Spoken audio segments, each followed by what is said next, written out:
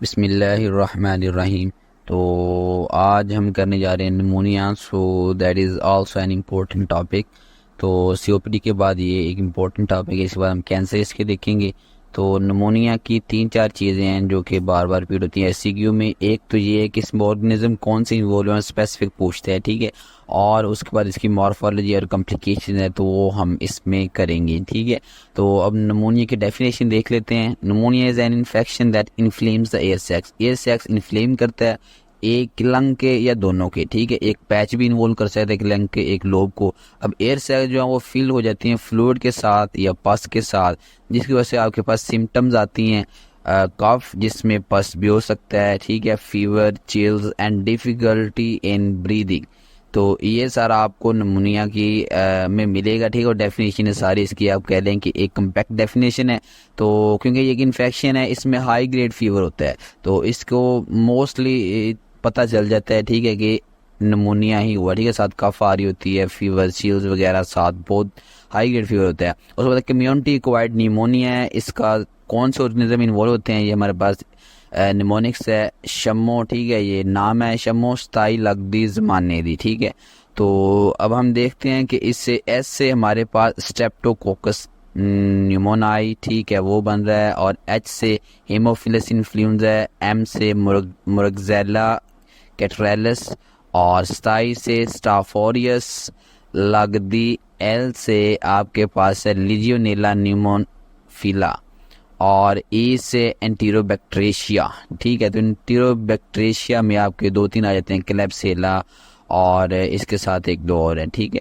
तो ये आ जाते हैं। तो ये आपका कम्युनिटी एक्वायर्ड निमोनिया। तो मोस्टली बात ऐसी कि मैं सिनेरियो दे के आपने डायग्नोज करना, तो उसके बाद पूछ लेता है कम्युनिटी एक्वायर्ड निमोनिया कौन से ऑर्गेनिज्म कराते हैं। मोस्ट कॉमन आपने ऊपर से नीचे इसी तरह लिखना होता है, ठीक है। उसके बाद ए टिपिकल जो कम्युनिटी एक्वायर्ड निमोनिया वो कौन से ऑर्गेनिज्म कराते हैं, माइकोप्लाज्मा और क्लेमीडिया, ठीक है। ये दो हैं, ये एमसीक्यूज में आपसे पूछ सकते हैं, ठीक है। अगर मोस्ट कॉमन ऊपर पूछे कम्युनिटी एक्वायर्ड में, तो सबसे पहला जो स्ट्रेप्टोकोकस निमोनिया, ठीक है, ऊपर से नीचे है। तो उसके बाद नोजोकोमियल निमोनिया मीन जो हॉस्पिटल में एडमिट होते हैं पेशेंट, उनको कौन सा हो सकता है, एंटीरोबैक्टीरियाई, सूडोमोनास और स्टाफ ऑरियस, ठीक है। तीन कॉमन ऑर्गेनिज्म है जो कि मोस्ट कॉमन से आप कह लेंगे शायद सूडोमोनास है, ठीक है। तो ये जो इन्फेक्शन करता है नोजोकोमियल निमोनिया, तो हॉस्पिटल में इम्यूनिटी जो है वो कम हो जाती है। और ये भी देखा जाता है कि जो हॉस्पिटल में एडमिट होते हैं उनको आईवी लगाई जाती हैं एंटीबायोटिक्स, ठीक है। तो उस वजह से उनकी इम्यूनिटी जो है वो लो हो जाती है, तो इन्फेक्शन जो है उनकी इन्फेक्शन का खतरा ज़्यादा होता है। निमोनिया इन इम्यूनो कम्प्रोमाइज। अब इम्यूनो कम्प्रोमाइज में कौन कौन से ऑर्गेनिज्म है, तो इसका हमारे पास निमोनिक्स है, सर्जरी, ठीक है, ये लड़की को कह रहा है, एवे गिल कनाडा ले गई, ठीक है, एविगिल सर्जरी, एविगिल कनाडा ले गई। तो इसमें जो सी वाई है हमारा, तो इससे क्या बन रहा है, इससे हमारे पास साइटोमेगेलो वायरस, ठीक है, ये बन रहा है।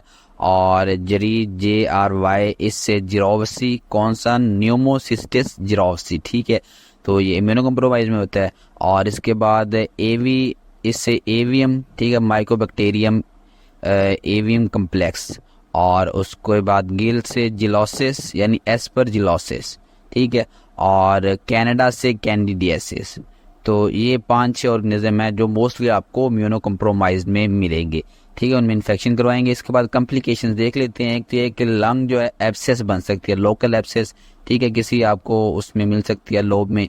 उसके बाद एम्पाइमा मिल सकता है। एम्पाइमा मीन आपको फ्लूइड जो है वो मिलेगा, ठीक है, उसमें पैरेन्काइमा में या लंग के जगह जमा हो जाएगा। उसके बाद सॉलिड फाइब्रस टिश्यू, ठीक है, ये आपको बैंड्स मिलते हैं उसमें, तो ये आपको मिल सकते हैं, सॉलिड फाइब्रस टिश्यू है।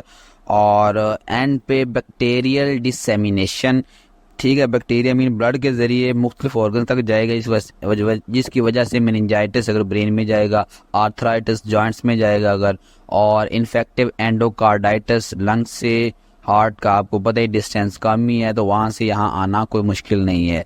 तो ये इसकी कम्प्लिकेशंस हैं, ठीक है। तो ये कम्प्लिकेशंस भी पूछ लेते हैं एससीक्यू में, ठीक है। और अब एम्पाइमा की मैं बात कर रहा था, तो ये है कि इसमें प्लूरल कैविटी में, ठीक है, सुपोरेटिव मटेरियल अकामुलेट हो जाता है। और इसके बाद जो फाइबरस सॉलिड फाइबर टिश्यू देखा, ये होता है कि इंट्रा एल्व्यूलर जो है एक्सुडेट, ठीक है, वो कन्वर्ट कर देता है एरिया ऑफ लंग्स को इनटू सॉलिड फाइबरस टिश्यू, ठीक है। एल्व्यूलाई के दरमियान एक्सुडेट जमा हो जाता है, ऑर्गेनाइज हो जाता है, ठीक है। तो ये बस इसकी हैं कॉम्प्लिकेशंस, तो ये आपने याद रख लेने।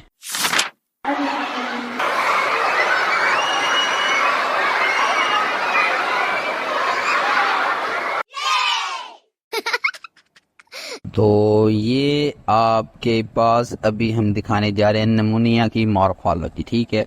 तो ये बहुत इंपॉर्टेंट है, ख़ास तौर पे इसके स्टेजेस के जस्ट नेम, ठीक है। उसके बाद बाज़ औक़ात स्पेसिफिक पूछ लेते हैं कि स्टेज का आप बताएं। अब ये बच्चे हंस रहे थे, तो ये एक साइंटिस्ट है, सारे तजर्बे कर रहा है, ठीक है।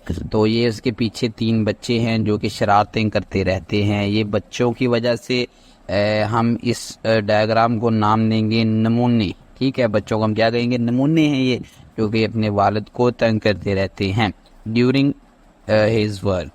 तो अब ये जो है नमूने से हमने क्या रखना, नमूनिया। इसके 4 स्टेजेस है। सबसे पहले कंजेशन, ठीक है। तो कंजेशन में देखें, आपको जो पहला बॉक्स नज़र आ रहा है, तो ये हमने लेफ़्ट से राइट की तरफ जाना है, ठीक है। तो ये कंजेशन वाले स्टेज को शो कर रहा है।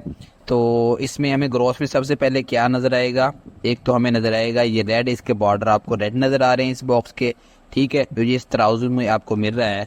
और इसके अलावा ये इसने इस साइड वाला जो तराजू का पलड़ा है वो झुका हुआ है, ठीक है। मीन ये हैवी और बोगी है, बोगी भी हैवी लाइक कहते हैं। उसके बाद ये आपको माइक्रोस्कोप में कुछ वेसल नज़र आ रही है, ठीक है, जिसकी कंजेशन हुई हुई है। उसके अंदर भी ब्लड स्टेसिस हुई हुई है। और उसके बाहर भी आपको प्रोटीनेशियस फ्लूइड मिल रहा है, ठीक है। तो प्रोटीनेशियस फ्लूइड बाहर आ चुका है, जिसकी वजह से कंजेशन होता है। मीन फ्लूइड बाहर आके कामुलेट हो चुका है और ब्लड जो मजीद नहीं आ रहा। और मजीद ये देखिए साइड पे आपको क्या चीज़ मिल रही है, न्यूट्रोफिल्स मिल रहे हैं, ठीक है। तो ये स्पर्म जो न्यूट्रोफिल को शो करते हैं। और ये साइड पे आपको शक्ल जो नज़र आ रही है, ये शो करती है बैक्टीरिया को। और आपको इसमें क्या मिलेंगे, बैक्टीरिया मिलेंगे। तो ये माइक्रोस्कोपिक भी हो गया। और ये हमारी पहली स्टेज जो है वो मुकम्मल हो चुकी है, ठीक है। तो इसके बाद दूसरी स्टेज रेड हेपेटाइजेशन। अब इसका नाम इस वजह से है क्योंकि इसकी लिवर लाइक कंसिस्टेंसी होती है, ठीक है। ग्रॉस में हम क्या कहते हैं, liver like consistency. Liver like लगता है, रेड रेड होता है। ये आपको देखें बाकी सारे बॉक्सेस से रेड रेड सा नजर आ रहा है, ठीक है। इस वजह से हम रेड हेपेटाइजेशन कहते हैं। अब इसमें आगे देखें, में मजीद अंदर क्या नजर है, स्पर्म आपको नजर आ रहा है। मीन इसमें न्यूट्रोफिल जो है उसके आपको पैक्स मिलेंगे, ठीक है, बहुत ज्यादा न्यूट्रोफिल मिलेंगे। तो ये हमारे न्यूट्रोफिल्स हो गए, ठीक है। उसके बाद ये आपको आरबीसीज मिल रहे हैं। तो और आरबीसीज के बाद ये आगे आपको क्या मिल रहा है, ये आपको फाइबर्स मिल रहे हैं, ठीक है। तो और आपको यानी आप कह सकते हैं फाइबर इन थ्रेड, ठीक है। ये भी आप अगर कह दें तो आपका हो जाएगा। तो मजीद ये हमारी दूसरी स्टेज होगी रेड हेपेटाइजेशन। उसके बाद ग्रे हेपेटाइजेशन, ठीक है। तो ग्रे में हमारे पास हम देखते हैं क्या है। अब ये नीचे देखिए एक मोमबत्ती रखी हुई है, ठीक, कैंडल है। कैंडल जब नीचे रखेंगे तो आग क्या करती है, ये किसी भी चीज़ को क्या करती है, ड्राई कर देती है। तो ठीक है, ग्रॉस में कहेंगे ड्राई है। और ये रेड से ग्रे हो चुका है, ठीक है, ग्रे कलर का आपको नजर है, ग्रे। और तीसरा, जब कोई चीज़ खुश्क होती है, ड्राई होती है, तो वो हैवी हो जाती है, फेर्म, ठीक है। ये 3 चीज़ें ग्रॉस में आप लिखेंगे, ठीक है। तो ये सारा मोमबत्ती की करामाते हैं जो इसमें ये 3 क्रॉस चीज लेके। उसके अंदर देखें आपको ये आरबीसी वही जो हमने पीछे देखे थे, इधर जो क्या है वो लाइज्ड हो चुके हैं, ठीक है, टूट चुके हैं। तो लाइज्ड रेड ब्लड सेल्स आपको मिलेंगे, ठीक है। और इस वजह से ये ग्रे हो चुका है, ठीक है। अब रेड ब्लड सेल की वो रंगत नहीं रहेगी, रेड ब्लड सेल की वजह से ही रंगत थी ना उसकी, वो रेड जो थी। नीचे देखिए आपको कुछ फाइबर नजर आ रहे हैं, ठीक है। तो ये फाइबर और नीचे बिलू बिलू सा फ्लूइड भी नजर आ रहा है, ठीक है। ऊपर तो सारा ग्रे है। ये क्या है, फाइब्रिनो सुपोरेटिव एक्सुडेट, ठीक है, इसे हम ये कहेंगे। तो उसके बाद अगली स्टेज हमारे पास आ गई रेजोल्यूशन। अब रेजोल्यूशन वाली स्टेज मेन रेजोल्यूशन होना शुरू हो चुकी है, ठीक है। तो इसमें ये है कि ये जो देखें आपको ब्रीक ब्रीक से रेड रेड से जो आपको ग्रेन्स नजर आ रहे हैं, ग्रेन्यूल कह रहे हैं, ये एंजाइम है। एंजाइम जो है वो डाइजेशन शुरू कर देते हैं किस चीज़ की, पीछे जो हमारे पास सुपोरेटिव एक्सुडेट था अब वो किस चीज़ में चेंज हो चुका है, सेमी फ्लूइड डेब्रिस में, ठीक है। अब सेमी फ्लूइड जो डेब्रिस है इसके आगे तीन आप कह रहे फेट्स हैं। एक तो ये आपको मैक्रोफेज नज़र आ रहा है, मैक्रोफेज क्या करना शुरू कर देगा, उस डेब्रिस को क्या करेगा, ये इनगल्फ करना शुरू कर देगा, ठीक है। दूसरा ये आपको माउथ नज़र आ रहा है, ठीक है। आगे देखिए आपको ओरल कैविटी लगी हुई जिसमें नज़र आ रही है, जिससे बाहर आ रहा है ये सारा स्पूटम के जरिए, ठीक है। और दूसरा कफ्ड अप या फिर कफ्ड अप कर दिया जाए। तीसरा ये देखें आपको फाइब्रन थ्रेड मिल रहे हैं जिन्होंने इसे ऑर्गेनाइज किया हुआ है। सेमी फ्लूइड डेब्रिस को आप करेंगे debris is organised by fibroblast. ये तीन इसकी फेट्स हो सकती हैं। तो रेजोल्यूशन में आपको ये चीज़ मिलती है। तो ये आपकी 4 स्टेजें हो चुकी हैं। आपको नेम तो इनके बिल्कुल नहीं बोलने चाहिए। अच्छा चलें, एट द एंड अब हम बुक वाले डायग्राम देखते हैं, ठीक है। तो ये है ग्रॉस डायग्राम आपको दिखाई गई। तो ये इनिशियल स्टेज है, इसमें आपको ये जो एरियाज नज़र आ रहे हैं एरिया ऑफ कंसोलिडेशन इन्हें कहते हैं, ठीक है। दो दूसरी तरफ भी एरो लगी हुई है। तो कंसोलिडेशन में एक्सुडेट जमा हुआ है, ठीक है। लोकल आपको छोटे छोटे लोब्स में नज़र आ रहा है, ठीक है। एरिया ऑफ कंसोलिडेशन थोड़ा ग्रे नज़र आ रहा है एरिया, ठीक है। उसके बाद ये अगला हम लोबार न्यूमोनिया देखते हैं। मीन एक लोब इन्वॉल्व, नीचे वाला जो है ना लोब, ये सारा आपको किस कलर का नजर आ रहा है, ग्रे कलर का, ठीक है। ऐसे ग्रे हेपेटाइजेशन जो हमने पीछे स्टेज देखी है, तो ये आपको वो नजर आ रही है, ठीक है। अब इसमें क्या हुआ, यूनिफॉर्म कंसोलिडेशन, ठीक है। पूरे लोब में कंसोलिडेशन में एक्सुडेट जमा हो चुका है, ठीक है। तो ये पूरा एक लोब इसमें इन्वॉल्व है। तो ये आपकी ओस्ट्री में आ सकती है डायग्राम। तो इस वजह से ग्रोस कोई भी आ सकती है, ग्रोस भी आ सकती है, माइक्रोस्कोप भी आ सकती है। इसके बाद माइक्रोस्कोपिक देखें तो इसमें पहली स्टेज दिखाई गई कंजेशन, ठीक है। कंजेशन में क्या होता है, वेसल, ये आपको एक ल्यूमन दिखाया गया वेसल का, ठीक है। कैपिलरी बड़ी है जो कंजेस्टेड है, ठीक है। वहाँ कितनी इन्फिल्ट्रेशन मिल रही है, तो ये कंजेशन है। और बाहर आपको न्यूट्रोफिल की इन्फिल्ट्रेशन भी मिल रही है, इसके अंदर भी मिल रही है, बाहर भी मिल रही है, ठीक है। दो चीज़ें। उसके बाद ये आगे देखें आपको नेक्स्ट डायग्राम, इसमें ये ऊपर एक आपको एल्व्यूलर नजर आ रहा है, एक नीचे नजर आ रहा है। तो इसके दरमियान ये जो कनेक्शन है, इंट्रा एल्व्यूलर कनेक्शन, इसको और कहते हैं पोर ऑफ कोहन, ठीक है। Pore of Kohn, KOHN। तो ये दो एल्व्यूलाई के दरमियान होता है। सबसे पहले इंट्रा एल्व्यूलर एक्सुडेट आपको मिल रहा है, इंट्रा एल्व्यूलर एक्सुडेट आपको मिल रहा है, ठीक है। तो और उसके बाद ये एंड पे डायग्राम। अब जो एक्सुडेट है इसमें उसकी ऑर्गेनाइजेशन हो चुकी है, ठीक है। एक्सुडेट किस में चेंज होगा, फिब्रोमैक्सॉइड मासेज में, ठीक है। ये आपको मिल रहा है, ठीक है। ऑर्गेनाइज्ड वो एक्सुडेट मिल रहा है।